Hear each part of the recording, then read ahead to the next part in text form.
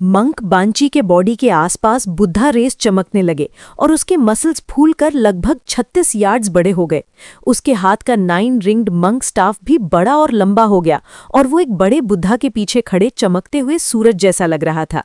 ये बुद्धिज्म का Vajra unbeatable technique था, एक ऐसी टेक्निक जो कॉर्पोरियल बॉडी डिवाइन आर्ट्स में स्पेशलाइज करती है। बुद्धिज्म में अलग अलग तरह की टेक्निक्स होती हैं। कुछ माइंड स्टेट पर फोकस करती हैं जैसे स्पेल्स और डिवाइन आर्ट्स, कुछ विजडम एनलाइटनमेंट पर जैसे नाइफ और स्वॉर्ड स्किल्स, और कुछ बैटल टेक्निक स्कूल पर जैसे corporeal body divine arts. Vajra unbeatable technique battle technique school का हिस्सा था, लेकिन थोड़ा अलग। इसमें स्पेल्स भी मिक्स होते थे। मंक अपने मंक स्टाफ और प्रेयर बीड्स के अंदर अपनी शक्ति स्टोर करते थे। डेली कल्टीवेशन के दौरान स्क्रिप्चर्स चांट करके ईविल थॉट्स को बीड्स में और डिवाइन पावर को स्टाफ में भरते थे। फाइट के टाइम वो बीड्स के ईविल थॉट्स को रिलीज करके एक डेंजरस बैटल स्टैंस बना सकते थे और स्टाफ के स्पेल से ओपोनेंट को सरप्राइज कर देते थे। मंक बांची तेज रफ्तार से किन्मू की तरफ बढ़ा। बुद्धा रेस के बावजूद उसका चेहरा एक वज्रा यक्षा जैसा भयानक लग रहा था। उसने अपना स्टाफ उठाया और किन्मू पर जोर से वार किया। किन्मू पहले ही इस टेक्निक की पावर देख चुका था। वज्रा यक्षा फॉर्म बहुत टफ था, इतना कि जूनियर प्रोटेक्टर स्वॉर्ड के अटैक्स भी झेल लेता था। उसकी स्ट्रेंथ भी इतनी ज्यादा थी कि किन्मू का ट्रेजर्ड शिप क्लाउड्स में दब गया था। किन्मू ने तुरंत Overlord body 3 elixir technique activate कर दी। उसका बॉडी कांप उठा और आसमान से एक गोल्डन लाइट सीधा उसके अंदर उतर गई। अचानक वो एक गोल्डन गॉड में ट्रांसफॉर्म हो गया। टाइगर हेड, वाइट फर, हाथ में ब्रॉन्ज बैटल एक्स और पैरों के नीचे 2 ड्रैगन्स। उसके लेफ्ट ईयर से एक गोल्डन स्नेक लटक रहा था जो गोल्डन ची निकाल रहा था। ये था Venus sovereign golden marquis true technique, जिससे वो दुनिया के गोल्डन ची को कंट्रोल कर रहा था। 5 एलिमेंट्स रेल्म में किन्मू की मास्टरी बहुत हाई थी। यांगकैंग नेशनल प्रोटेक्टर की गाइडेंस में उसने 5 स्टार सॉवरेन्स के गॉड फॉर्म्स भी मास्टर कर लिए थे। मंक बांची हंस पड़ा। ये तो एक डेमन स्पेल लगता है। उसका स्टाफ फूलकर एक बड़े हैमर जैसा हो गया और वो सीधा किन्मू पर गिरा। बूम! किन्मू का ब्रॉन्ज बैटल एक्स और मंक का स्टाफ टकराए। जोरदार शॉक वेव निकली और किन्मू पीछे की तरफ धकेल दिया गया। उसके नीचे के 2 ड्रैगन्स उड़कर मंक बांची के पैरों पर लपेट गए। तभी स्टाफ के 9 गोल्डन रिंग्स अलग होकर किन्मू के सिर पर बारिश की तरह गिरने लगे। स्पार्क्स उड़ने लगे और किन्मू को लगातार पीछे गिरा दिया। वो लगभग 12 बार घूमा। मंक बांची 6 डायरेक्शंस रेल्म का एक्सपर्ट था और उसके पास कई ट्रिक्स थे। उसने पैर पटककर ड्रैगन्स को तोड़ दिया और हवा में जंप किया। रिंग्स वापस स्टाफ पर आ गए। फिर एक और भयानक वार। किन्मू जमीन पर स्लाइड कर गया, पीछे गहरी लकीर बन गई और उसका बैटल एक्स टूट गया। मंक बांची लाइटनिंग स्पीड से उसके पास पहुंच गया और एक और वार किया। किन्मू उड़कर दूर जा गिरा।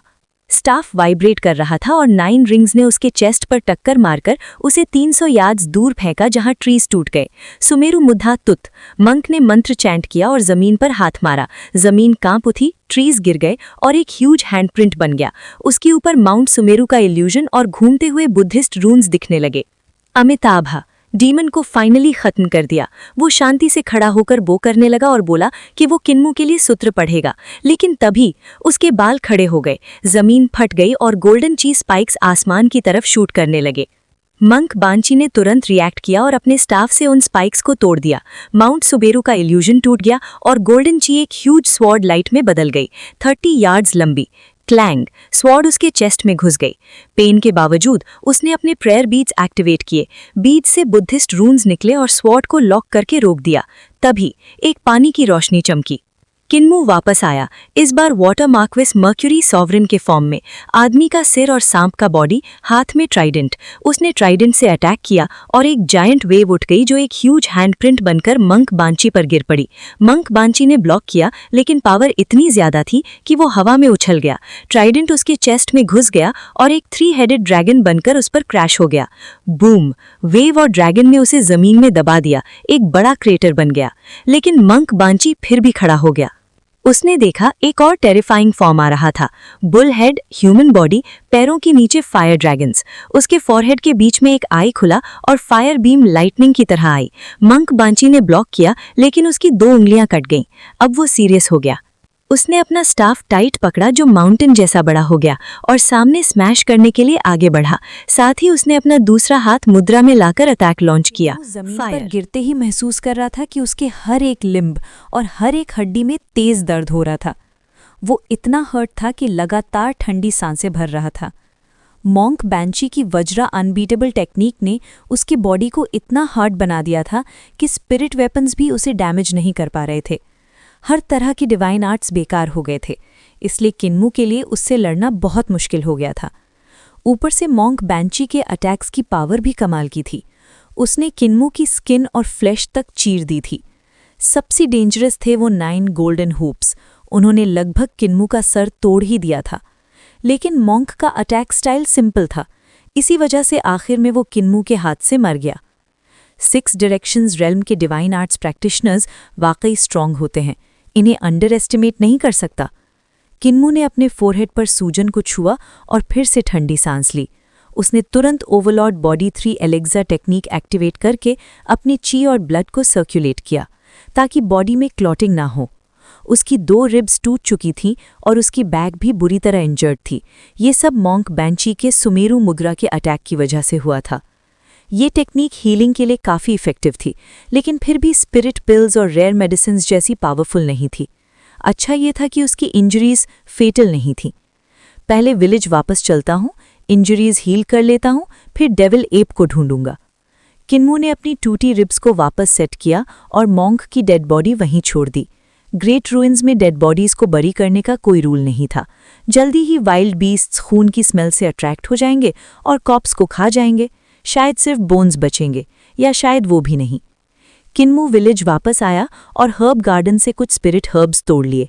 उसने 2 बैच स्पिरिट पिल्स बनाए, एक एक्सटर्नल इंजरीज के लिए और एक इंटरनल इंजरीज के लिए। फिर उसने ड्रैगन यूनिकॉर्न से थोड़ा ड्रैगन सलाइवा लिया मेडिसिन बनाने के लिए। ड्रैगन यूनिकॉर्न ने उसकी हालत देखी, पूरा इंजर्ड, और हैरान हो गया, लेकिन कुछ पूछा नहीं। वो वैसे ही था जैसे इंपीरियल कॉलेज में था, बस विलेज की गेट पर बैठकर गार्ड बनकर रहना। किन्मू को लगता था कि वो गार्ड कम और लेजी ज्यादा है। दूसरी तरफ दुट्याटन डेविल किंग अभी भी सीधा खड़ा था, बिल्कुल हिला नहीं। डेफ ने उसे इमोबिलाइज कर दिया था। किन्मू शांति से रेस्ट करने लगा।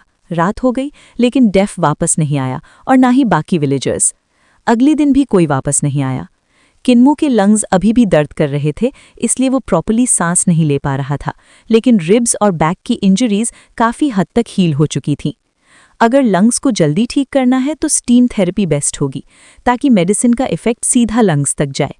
लेकिन मेरी हेल्प करने के लिए कोई है ही नहीं। वो धीरे धीरे चल रहा था, अपनी टेक्निक यूज़ करके सांस कंट्रोल कर रहा था ताकि लंग्स जल्दी हील हों। तभी उसके दिमाग में एक अजीब सवाल आया, न्यू ईयर के बाद में 15 का हूँ या 16 का? विलेज में हमेशा इस बात पर डिबेट होती थी। विलेज चीफ और उसकी ग्रैंडमदर इस बात पर कई बार झगड़ा कर चुके थे। मैडम सी ने किन्मू को तब उठाया था जब वो सिर्फ 2-3 महीने का था। उनका कहना था कि किन्मू न्यू ईयर से पहले पैदा हुआ है, मतलब वो 16 साल का है। लेकिन विलेज चीफ का कहना था कि वो न्यू ईयर के बाद पैदा हुआ है, मतलब वो 15 का है। हर साल न्यू ईयर पर यह डिबेट होती थी और इस साल भी होने वाली थी। तभी किन्मू ने एक बजिंग की आवाज़ सुनी। उसने ऊपर देखा, कुछ गोल्डन इंसेक्ट्स फॉरेस्ट से उड़ते हुए आ रहे थे। वो ब्लिंक करते ही इंसेक्ट्स गायब हो गए। फिर और इंसेक्ट्स आए, विलेज के ऊपर घूमकर वापस जंगल में चले गए। किन्मू की आंखों में चमक आ गई। 3 वंडर्स कैसल वाली औरत आ गई है। वो औरत मॉन्क बैंशी से भी ज्यादा पावरफुल थी। वो हजारों वेनमस इंसेक्ट्स कंट्रोल करती थी, ऐसे इंसेक्ट्स जो स्टील जितने टफ थे और स्पिरिट वेपन्स तक को खा जाते थे। अगर वो सारे इंसेक्ट्स एक साथ अटैक कर देते तो किन्मू का बचना मुश्किल था। उससे विलेज के अंदर आने देने से अच्छा है मैं बाहर ही उसका काम तमाम कर दूं। किन्मू अपोथेकरी की शॉप के सामने गया। वहां से उसने एक ब्रोकन अर्दन जार उठाया जिसमें कुछ स्कॉर्पियंस थे जो अपने पिंसर्स हिला रहे थे। वो किन्मू के दिए हुए स्पिरिट पिल्स को ग्रीडीली खा रहे थे। किन्मू ने जार उठाया और विलेज के बाहर चला पड़ा। ड्रैगन यूनिकॉर्न ने उसे देखा और पूछा, कल्ट मास्टर, आप क्या करने जा रहे हो? किन्मू ने सीधा जवाब दिया, फाइट। ड्रैगन यूनिकॉर्न ने बोर होते हुए कहा, फिर से फाइट? बस इस बार वापस आते वक्त इतना इंजर्ड मत होना। चिन्मू की इंजरीज ठीक होने के बाद वो डेविल एप के लिए गिफ्ट लेकर विलेज से बाहर निकला और डूम सप्रेशन पैलेस की वैली की तरफ चल पड़ा। जैसे ही वो विलेज से बाहर आया, उसने देखा एक अजीब सा बीस्ट एक डेड बॉडी को घसीट रहा था। चिन्मू को देखते ही वो बीस्ट धीरे से हिस करने लगा और उसकी गर्दन के बाल खड़े हो गए। नदी का पानी अचानक हिलने लगा और कुछ और स्ट्रेंज बीस्ट्स पानी के अंदर से बाहर कूद पड़े। उनके सर मछली के थे और बॉडी इंसान की। वो दूसरी कॉप्सेस की तरफ भागे, लेकिन जैसे ही उन्होंने चिन्मू को देखा तुरंत रुक गए और जमीन पर रेंगने लगे। आगे बढ़ने की हिम्मत नहीं हुई। चिन्मू ने इस बात पर ध्यान नहीं दिया। पिछले 2 दिन जब वो रिकवर कर रहा था, तब यांगकोंग की डिवाइन आर्ट्स प्रैक्टिशनर्स उसका पीछा करते हुए यहाँ तक पहुँच गए थे, लेकिन विलेज के अंदर घुसने से पहले ही चिन्मू ने उन्हें आसानी से खत्म कर दिया, सिर्फ विलेज में मौजूद चीज़ों का यूज़ करके। विलेज में कुछ चीज़ें बहुत ही डेंजरस थीं। अर्दन जार के वर्म्स के अलावा ग्रास गैदर करने वाला रेक, ब्लैकस्मिथ शॉप का कर्टन, पानी का मटका, मैडम सी के बेड के नीचे का स्वॉर्ड पैलेट, बुचर का वेट स्टोन, चिकन फीड करने वाला ट्रफ और ड्रैगन यूनिकॉर्न का फेस बेसिन जो उसका राइस बोल बन गया था। चिन्मू का पीछा करने वाले लोग काफ़ी ज़्यादा थे। लॉन्ग जियाओनैन के ग्रुप के अलावा अलग अलग सेट्स के एक्सपर्ट्स भी थे। इन 2 दिनों में लगभग 40-50 लोग यहाँ तक पहुँच चुके थे, लेकिन अब सब मर चुके थे। लॉन्ग जियाओनैन यहाँ तक नहीं पहुंची। क्या वो रास्ते में खो गई या मर गई, या फिर? चिन्मू को हमेशा फील होता था कि विलेज के बाहर कोई उसे देख रहा है, जैसे कोई बड़ा जहरीला सांप अंधेरे में छुपा हो जो कभी भी अटैक कर सकता है। क्या वो यहीं पास में है? इस बार चिन्मू जानबूझकर विलेज से बाहर निकला था, लॉन्ग जियाओनैन को बाहर निकालने के लिए। उन दोनों के बीच गहरी दुश्मनी थी। ड्रैगन राइडर सेक्ट का डिस्ट्रक्शन भी चिन्मू की वजह से हुआ था। अगर उसने हेवन वेव सिटी में डेविल और ड्यूटियन डेविल किंग को समन नहीं किया होता तो शायद वो सेक्ट इतनी आसानी से डिस्ट्रॉय नहीं होता। चिन्मू ड्यूम सप्रेशन पैलेस पहुंच गया। वहां काफ़ी वाइल्ड बीस्ट्स थे, लेकिन डेविल एप और ड्रैगन एलिफेंट कहीं नजर नहीं आए। उसने पूरी वैली सर्च की, लेकिन कोई ट्रेस नहीं मिला। वहाँ के बीस्ट्स कल्टीवेशन नहीं जानते थे और बोल भी नहीं सकते थे, इसलिए चिन्मू को पता नहीं चला कि डेविल एप कहाँ गया। मजबूरन वो वापस डिसेबल्ड एल्डरली विलेज लौट आया। 2 दिन और बीत गए। अब चिन्मू बिल्कुल रेस्टलेस हो गया। साल खत्म होने वाला था, सिर्फ 2-3 दिन बचे थे, लेकिन मैडम सी, विलेज चीफ और बाकी लोग अभी तक वापस नहीं आए। ये एल्डर्स सच में टेंशन देते हैं। वो फिर डूम सप्रेशन पैलेस गया, लेकिन फिर भी डेविल एप नहीं मिला।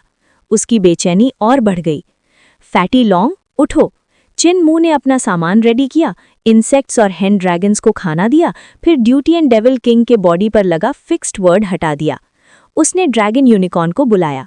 चलो, ग्रेट रूइंस के अंदर चलते हैं, उन्हें ढूंढने। ड्यूटियन डेविल किंग ने अपना बॉडी स्ट्रेच किया और हंसकर बोला, डेफ जैसे हाफ गॉड भी वापस नहीं आए, तुम जाकर क्या कर लोगे? चिन्मू ने शांत रहकर जवाब दिया, मेरी पावर कम है, लेकिन मेरे पास हेल्पर्स हैं। तुम भी हेवनली डेविल रेस के हो, राइट?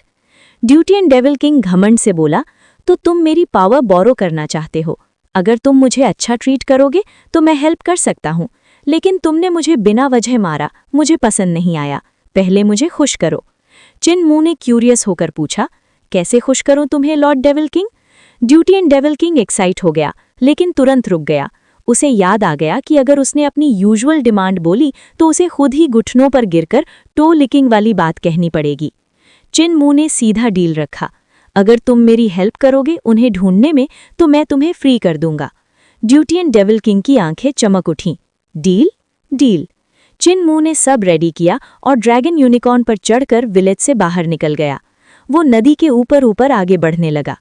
विलेज चीफ पहले भी उसे इसी रास्ते ग्रेट रूइंस के डीप एरिया में ले गए थे, सर्जिंग रिवर के सोर्स तक। वहां उन्होंने बहुत अजीब चीजें देखी थीं, लेकिन उन्हें केयरफ्री विलेज नहीं मिला था, बल्कि उन्हें मिला था फंगदू का मूनशिप।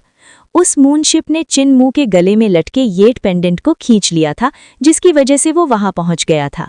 चिन्मू को लगा कि विलेज चीफ और बाकी लोग केयरफ्री विलेज ढूंढने के लिए शायद वहीं से आगे बढ़े होंगे।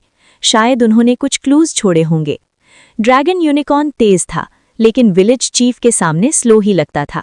जब विलेज चीफ चिन्मू को ले जाते थे तो वो अंधेरे में चमकते हुए एक देवता जैसे लगते थे। उनकी स्पीड अनबिलीवेबल थी। चिन्मू सिर्फ दिन में ही ग्रेट रूइंस में ट्रैवल कर सकता था। रात होते ही उसे किसी विलेज या रूइंस में छुपना पड़ता था, क्योंकि ग्रेट रूइंस दिन और रात में बिल्कुल अलग दुनिया होती थी। विलेज चीफ के हिसाब से दिन में ये रियल वर्ल्ड होता है और रात को एक अंधेरी दुनिया इसके ऊपर ओवरलैप हो जाती है। अगर विलेज चीफ और बाकी लोग उस अंधेरी दुनिया में चले गए तो चिन्मू उन्हें कभी नहीं ढूंढ पाएगा।